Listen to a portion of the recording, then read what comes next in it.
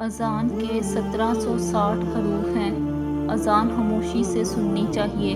اذان کے ایک حروف کے بدلے 1500 نیکیاں ملتی ہیں۔ مکمل اذان سے 24,40,000 نیکیاں ملتی ہیں۔ رسول اللہ صلی اللہ علیہ وآلہ وسلم نے فرمایا، اپنے مسلمان بھائی کی مصیبت پر خوشی کا اظہار نہ کرو، ورنہ اللہ تعالیٰ اس پر رحم کرے گا اور تمہیں اس میں مبتلا کرے گا۔ فخر دو عالم محمد صلی اللہ علیہ وآلہ وسلم نے فرمایا، جب تیری نیکی تجھے خوش کرے اور تیری برائی تجھے رنجیدہ کرے تو تو مومن ہے۔ یہ نہ سوچو کہ اللہ تمہاری دعا کو فوراً قبول کیوں نہیں کرتا، یہ شکر کرو کہ تمہارے گناہوں کی سزا فوراً نہیں دیتا۔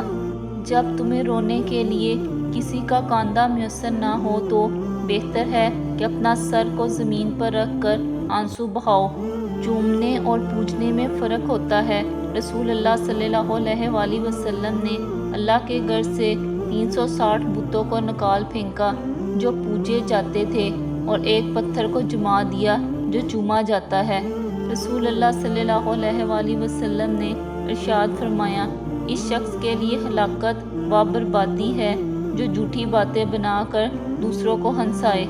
اللہ سے اس قدر قریب ہو جاؤ کہ تم دعا مانگو تو فرشتے آمین کہیں۔ دوسروں کے لیے اچھا سوچو گے تو اللہ سبحانہ تعالیٰ تمہارے لیے راستے بنا دے گا اور مشکلیں آسان کر دے گا۔ دنیا کے لیے آخرت برباد نہ کرو۔ کسی انسان کو خوش کرنے کے لیے اللہ کو ناراض نہ کرو۔ جس کتاب میں عورت کو پردہ کرنے کا کہا گیا ہے، اسی کتاب میں مرد کو بھی نگاہ نیچے رکھ کر چلنے کا حکم دیا گیا ہے۔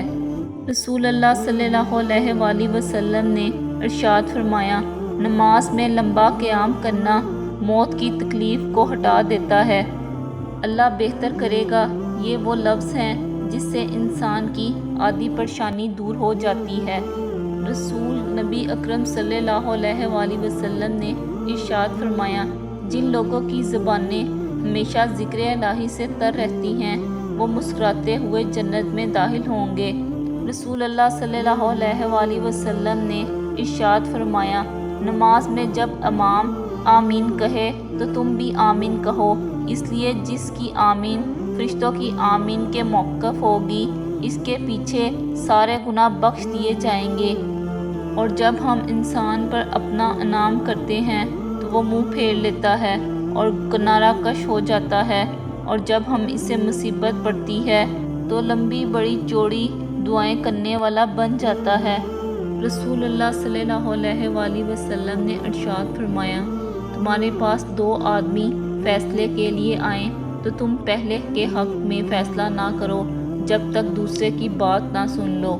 اے نبی صلی اللہ علیہ وآلہ وسلم، آپ کہہ دیجئے کہ میں اپنی ذات کے لیے بھی کسی نفع و نقصان کا اختیار نہیں رکھتا مگر جو اللہ چاہے، اور اگر میں غیب جانتا ہوتا تو اپنے لیے بہت بلائیاں جمع کر لیتا اور مجھے کوئی تکلیف نہیں پہنچتی۔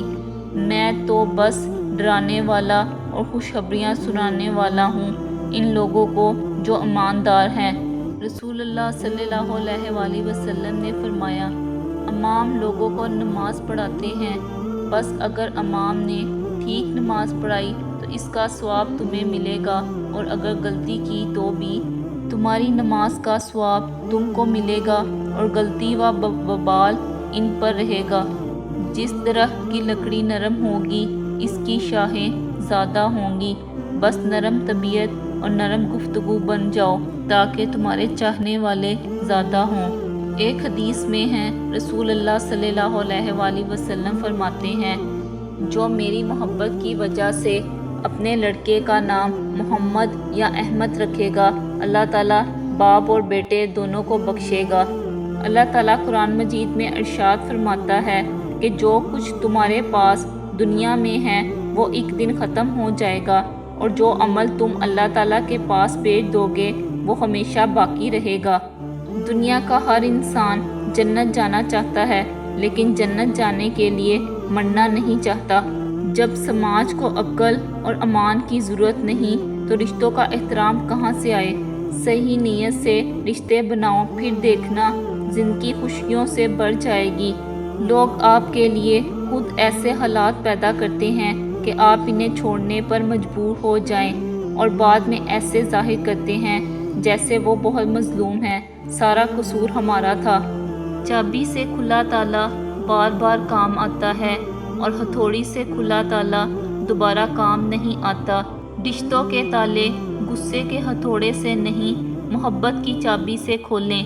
اپنے رب پر یقین رکھیں، وہ آپ کے ساتھ ہے، وہ آپ کی سوچی گئی ترتیب سے کئی گنا بہتر ترتیب سے معاملے کو سنبھال لے گا۔